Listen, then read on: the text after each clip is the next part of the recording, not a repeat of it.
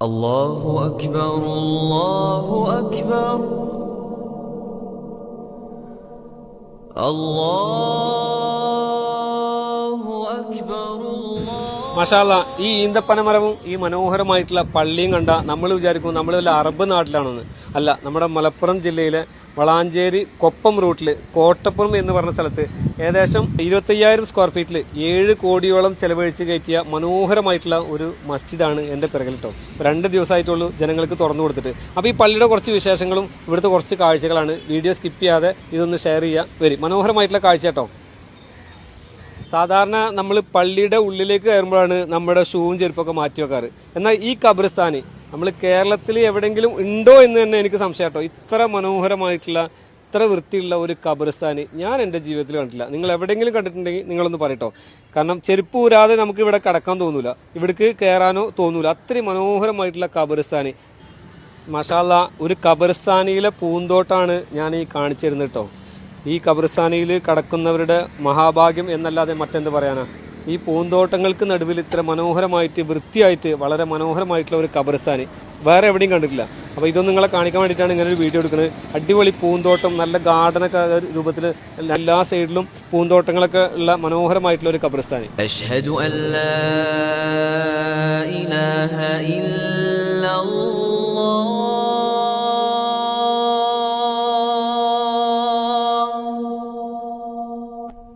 أشهد أن لا.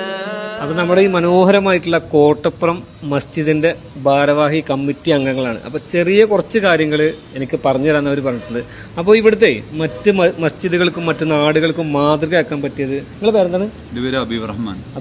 ഈ പള്ളിയുടെ ജനറൽ സെക്രട്ടറിയാണ്. അപ്പോൾ മറ്റുള്ള നാടുകൾക്ക് അനുകരിക്കാൻ പറ്റുന്ന പള്ളി കയറ്റുന്നവർക്കൊക്കെ ശ്രദ്ധിക്കേണ്ട കുറച്ച് കാര്യങ്ങൾ നിങ്ങൾ മറ്റുള്ളവർക്ക് പറഞ്ഞു കൊടുക്കാൻ നിങ്ങൾക്ക് എന്താണ് ഒരു അഡ്വൈസ് ഉള്ളത്?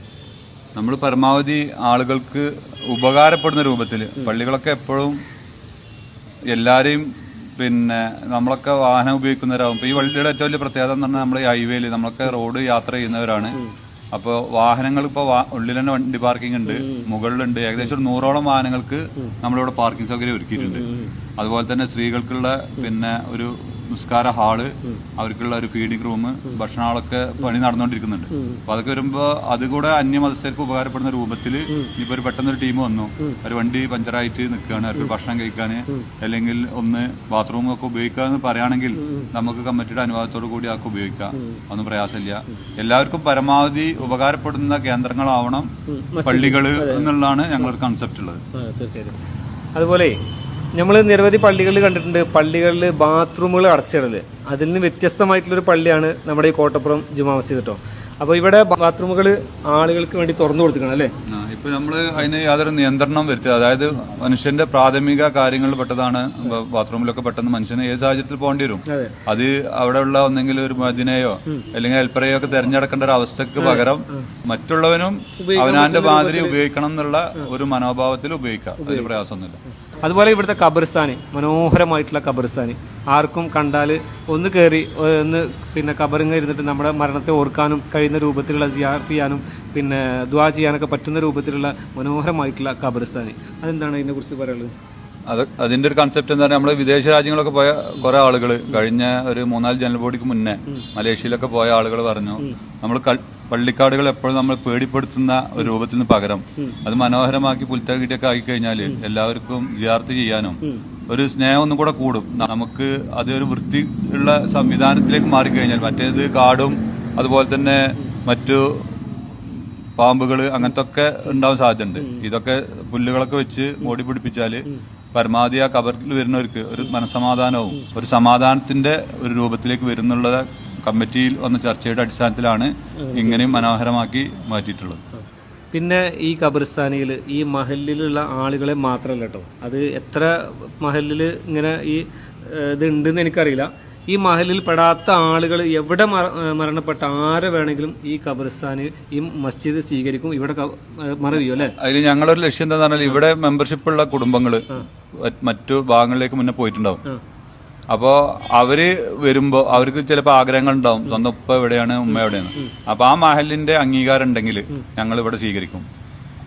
ആ മഹലിന്റെ ഒരു അംഗീകാര പത്രം നമുക്ക് തരണം. കമ്മിറ്റി ഇന്ന വീട്ടിൽ ഇന്ന ആള് മരണപ്പെട്ടിട്ടുണ്ട്, അവരുടെ ആഗ്രഹപ്രകാരം അവിടെ മറിയാൻ താല്പര്യമുണ്ട്, നിങ്ങൾ സൗകര്യം ചെയ്തു കൊടുക്കണം എന്ന് പറഞ്ഞാൽ കമ്മിറ്റി അപ്പോ പിന്നെ അനുമതി കൊടുക്കാൻ കമ്മിറ്റി കൂടി തീരുമാനിച്ചിട്ടുണ്ട്.